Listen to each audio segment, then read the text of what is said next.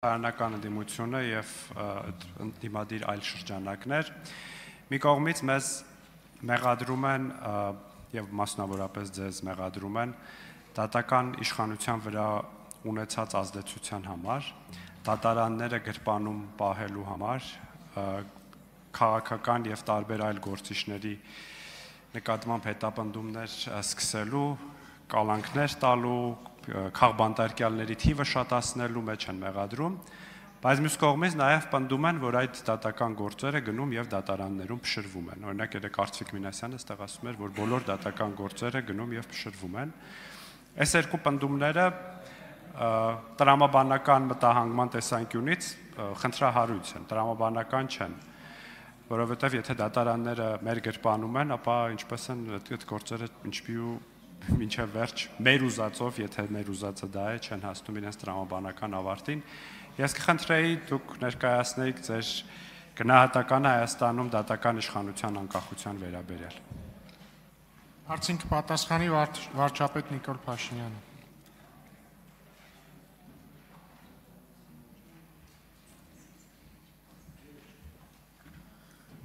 Շնորհակալ եմ պարոն Խանդանյան հարցի համար, ես էլ կարծում եմ, որ ցավոք սրտի Հայաստանում դատական իշխանության վրա շարունակ շատ մեծ ազդեցություն ունեն այն մարդիկ, ովքեր մեզ մեղադրում են ձեր ասած բաների մեջ։ Իհարկե այստեղ արձագանքը պիտի լինի այն, թե ինչով եք զբաղված 7 տարի եւ այլն եւ այդպես շարունակ, բայց դատական համակարգի խնդիրները իրականում շատ ավելի խորն են, քան մենք պատկերացնում ենք, եւ ես դրա մասին մի քանի անգամ առիթ ունեցել եմ ասելու։ Հիմա եկեք եւ գնանք եւ տեսնենք ժողովուրդը ինչ է ասում դատական համակարգի եւ դատական process-ների մասին։ Ժողովուրդը շարունակաբար խոսում է, որ դատական համակարգը ընդհանրապես այս թեման էլ կա, որին ես կարծում եմ, որ նոր սահմանադրությամբ մենք պետք է անդրադառնանք խնդրին, որովհետև տեսեք ասում ենք, որ դատական համակարգի անկախություն, մենք պետք է արձանագրենք, իսկ ինչ նկատի ունենք դա, ումից անկախ, որովհետև Հայաստանի Հանրապետությունում բոլոր իշխանությունների համար մի աղբյուր կա, այդ ժողովուրդն է։ Ես այսօր տեսնում եմ համակարգային խնդրեմ, որ մեր դատական իշխանությունը օրգանական կապ չունի ժողովրդի հետ։ Այսինքն ինքը մի կղզիացած վիճակ է, որը եւ այդ օրգանական կապի բացակայությունը լրջագույն խնդիրներ է ստեղծում։ Ինչպես այդ օրգանական կապի խնդիրը լուծել, դրա որոշ հատվածի ես անդրադարձել եմ, մասնավորապես խոսքը երթվյալ ատենակալների համակարգը ներդնելու մասին է, եւ ելի ուրիշ գաղափարներ կան, որ ես կարծում եմ նոր սահմանադրության համատեքստում մենք պետք է քննարկենք եւ լուծումներ գտնենք։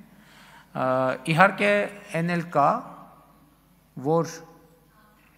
դատական այն համակարգը, որ մենք երազում ենք, եւ ընդհանրապես պետական համակարգը, որ մենք երազում ենք, մենք մի բանի չենք առերեսվում։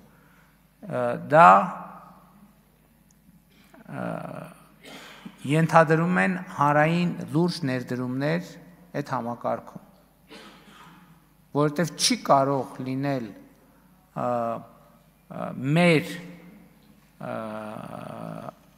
հանրային ընկալումներին համապատասխան դատական համակարգ, եթե դատական համակարգը համապատասխան չափով չի ֆինանսավորվում։ Այդ ֆինանսավորումը շատ հարցեր է լուծում, ներառյալ նրանից, թե ում համար է դատական համակարգում աշխատանքը գրավիչ եւ ում համար գրավիչ չէ եւ այլն եւ այդպես շարունակ։ Այսինքն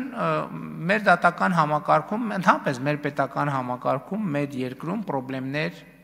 կան եւ շատ կան։ Ես երեք առիթ կամ նախորդ օր առիթ ունեցա ասելու, որ տենց ընկալում կա, որ իշխանությունը մի երևույթ է, որը պիտի բացատրի, որ ամեն ինչ փայլուն է, ամեն ինչ իդեալական է, ընդդիմությունն է մի երևույթ է, որ պետքա հիմնավորի հակառակը։ Ես այդ ընկալմանը համաձայն չեմ, որովհետև ոչ մեկ մեր չափ երկրի խնդիրներին չի տիրապետում պարզապես, չի տիրապետում։ Մենք տիրապետում ենք խնդիրներին, մենք հասկանում ենք խնդիրները, մենք գիտենք նաև լուծումները, այլ բան, որ այդ լուծումները երբեմն չեն կարող իբնե դինել արագ։ Մասնավորապես նույն երթվել ատելակալների ինստիտուտի ներդրումը առանց նոր սահմանադրության պարզապես հնարավոր չէ։ Եվ ելի ուրիշ ընթացակարգեր եւ կանոնակարգեր։ Իմ կարծիքն է, որ բարձրագույն դատական խորհրդի այսօրվա կառուցվածքը ինքը խնդրահարույց է իմ ասածի տեսակետից։ Ինքը չի ապահովում դատական համակարգի օրգանական կապը իշխանության միակ տիրոջ ժողովրդի հետ։ Հասկանում եք, ժողովուրդը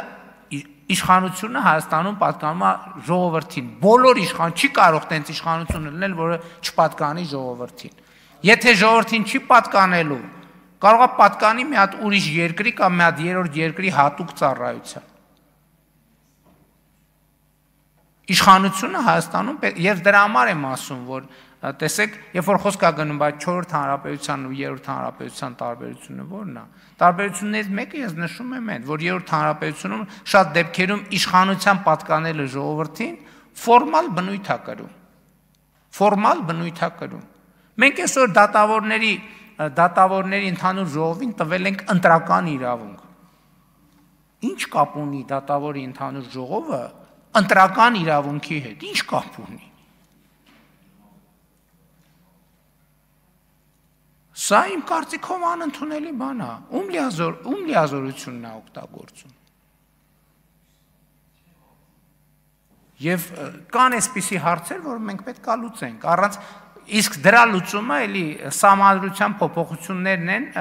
փոփոխություններն էին, որը մենք նախաձեռնել էինք կոവിഡ്ի պատճառով տեղի չունեցան։ Բայց մենք հիմա պետք է գնանք նոր սահմանադրություն ընդունենք, որովհետև բաներ կա, որ մենք եթե ասենք ենթադրենք կեսից կիսվենք էլ չենք կարող անել գործող սահմանադրության կարգավորումների պատճառով։ Իսկ մենք չենք կարող ձև անել, թե մենք հարց լուծեցինք։